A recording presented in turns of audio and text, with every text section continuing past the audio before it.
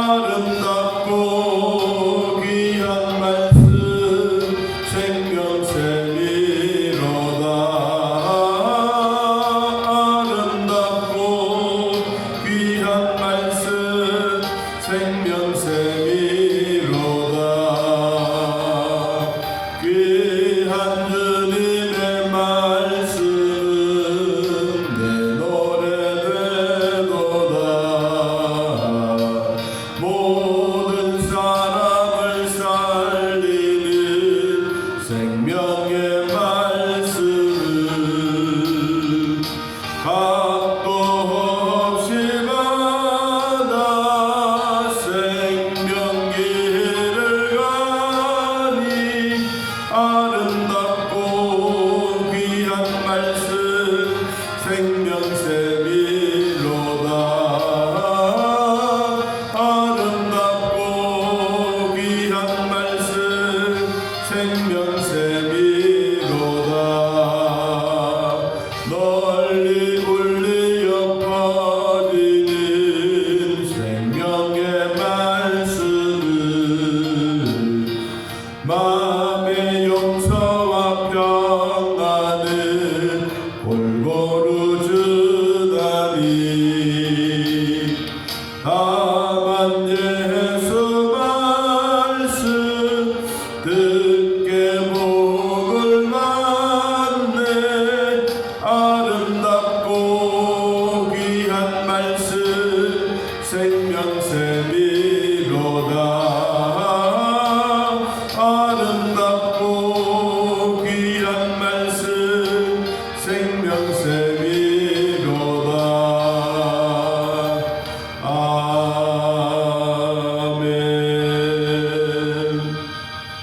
아멘. 자, 찾으시기로 하나님의 말씀 함께 했습니다. 길랏에 우거하는 자 중에 이십 사람 엘리야가 아합에게 말하되 내가 섬기는 이스라엘의 하나님 여호와께서 살아계심을 두고 맹세하노니 내 말이 없으면 수년 동안 비도 있을 수도 있지 아니하리라 하니라. 여호와의 말씀이 엘리야에게 임하여 이르시되 너는 여기서 떠나 동쪽으로 가서 요단 앞 그릿 시냇가에 숨고 그 시냇물을 마시라. 내가 까마귀들에게 명령하여 거기서 너를 먹이게 하리라. 아멘. 열왕기상에는 선지자가 엘리야입니다. 엘리야는 하나님은 여호와는 하나님이시다 라고 한 뜻이, 여호와는 하나님이시다. 제가 가끔서 사람의 이름을 뜻을 이야기하는 것은 그 시대적으로 필요한 사람들에게 어떤 이름이 있었느냐에 따라서 그 흐름이 달라질 때가 많습니다. 그래서 사람이 부모로부터 물러받았던 그 이름대로 잘 산다고 하는 것은 참 하나님의 주신 은혜이기도 하고 또 부모님이 우리를 낳아주신 은혜이기도 합니다. 엘리야는 여호와는 하나님이시다. 또 다르게 표현하면 내가 섬기는 하나님이다. 그런 말입니다. 그런데 이제 어디에서 이런 사건이 생겼느냐 하면 길랏이라고 하는 동네입니다.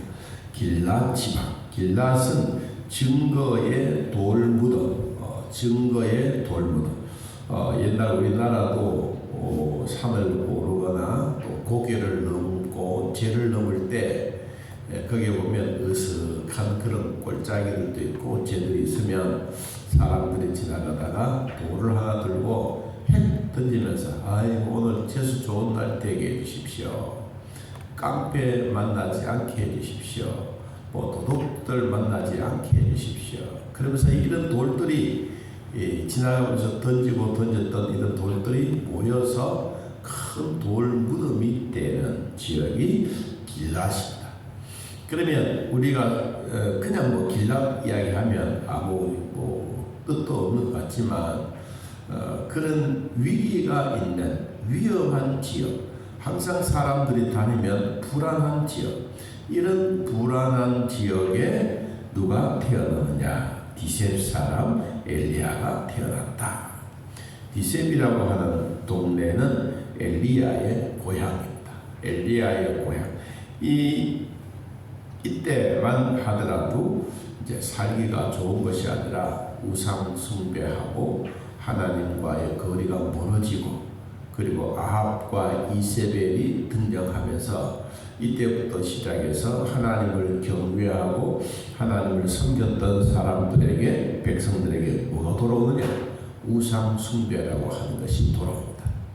하나님을 잘 공개했던 사람들에게는 뭐 우상 이야기하면 그냥 돌아서서 가버리면 되지만, 믿음이 없는 사람들에게는 그런 얘기하면 또 그것이 하나님인 것처럼 착각을 하고 우상 숭배가 곧 하나님 섬기는 줄 아는 그런 백성들이 많아지고 있는 그 지역, 그 환경 속에 디셉 사람 엘리야가 누구에게 가느냐? 아합 왕에게 말합니다. 아합 왕.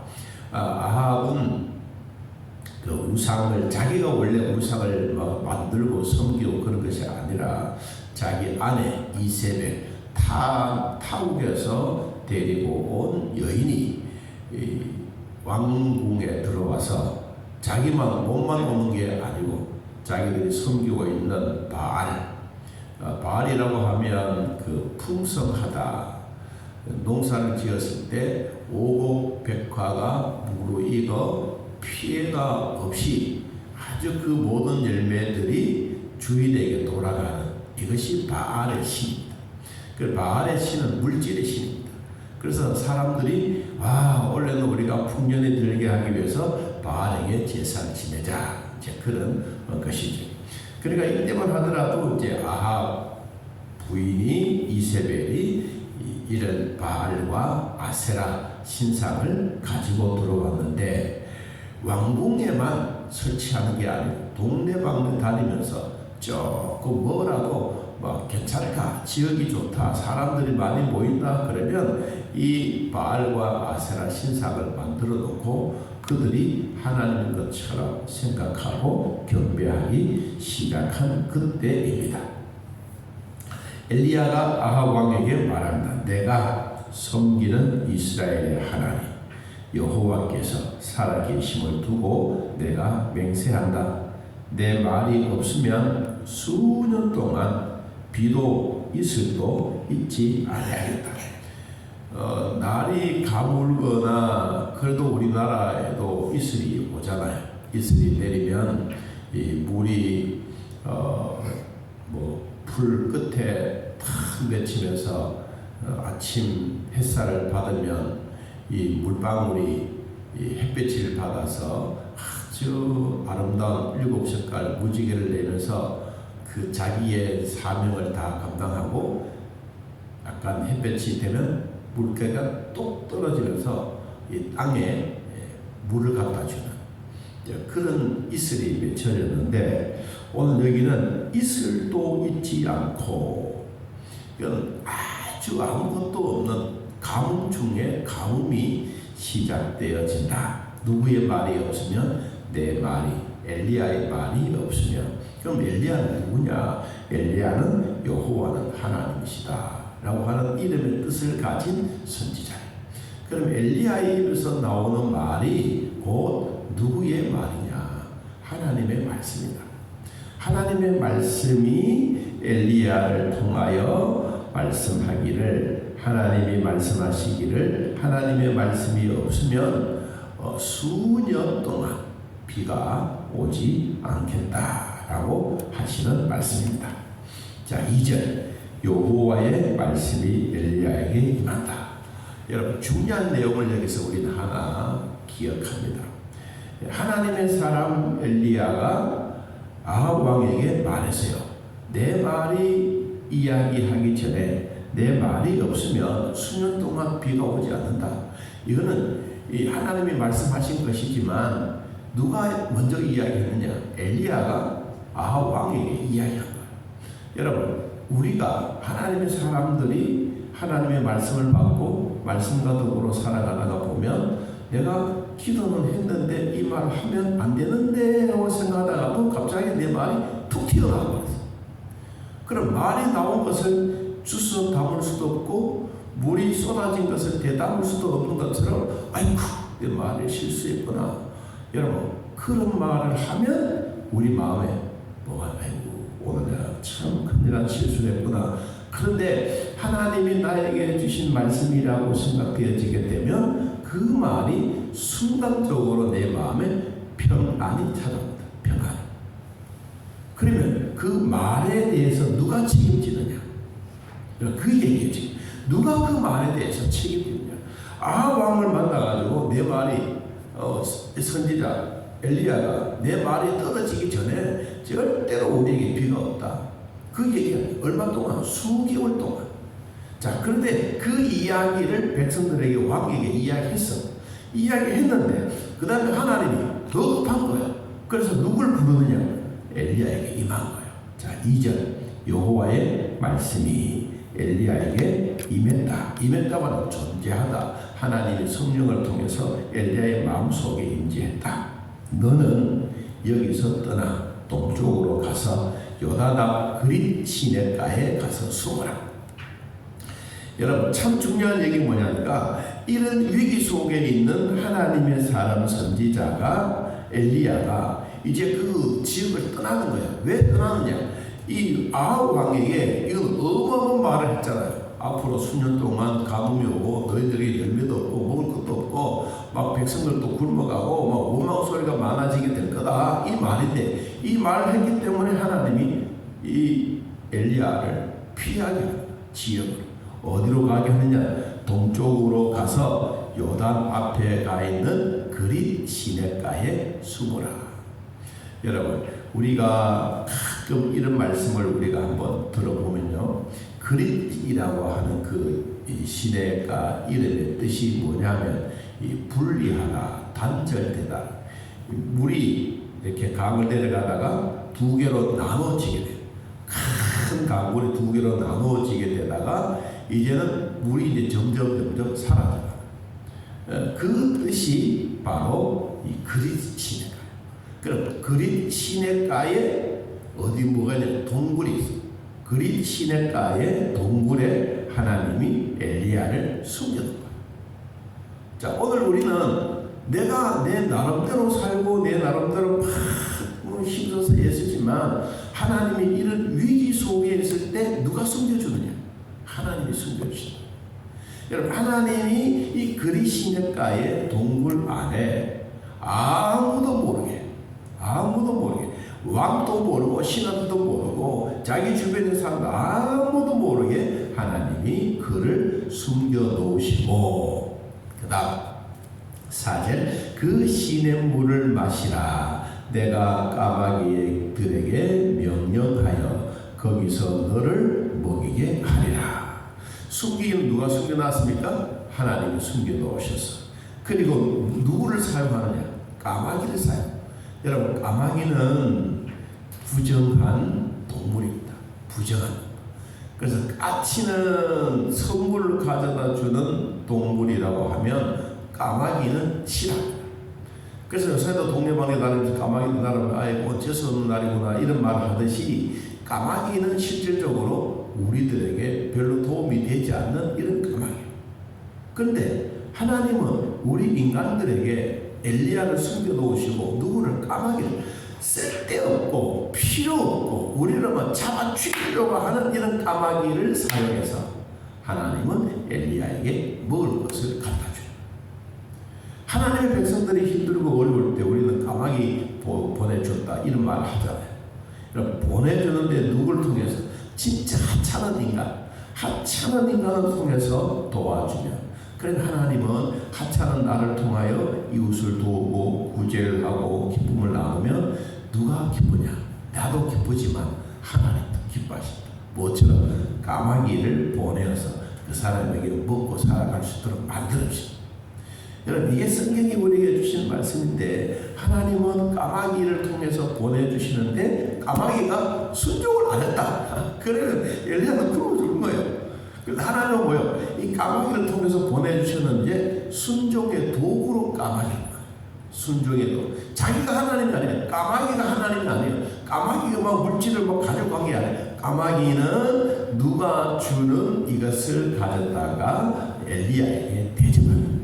이것도 얼마나 성경에 이렇게 말했습니다. 5절 그가 여호와의 말씀과 같이 하여 곧 가서 요단 앞 그릿 시냇가에 머물매. 여기 머물었다라고 하는 것은 하나님이 너 이곳까지 가서 가라. 그릿 시냇가에 물이 짤짤짤짤 흐르는 그 지역 언덕 위에 어느 동굴에 네가 들어가서 거기에 숨어 있어라.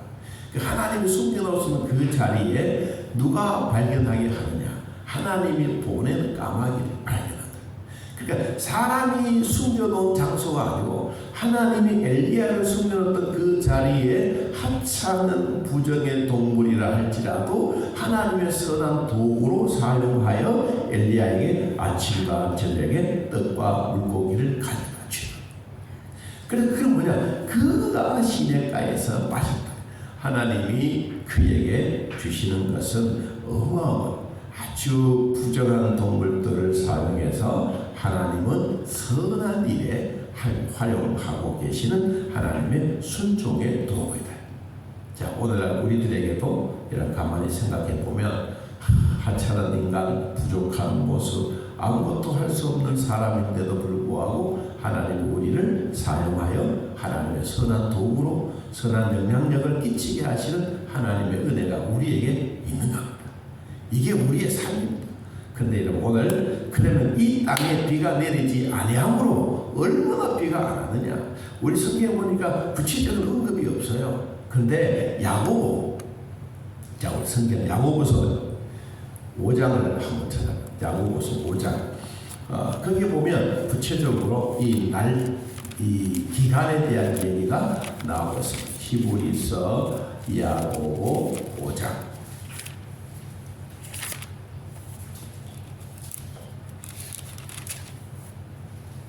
야고보 5장 17절.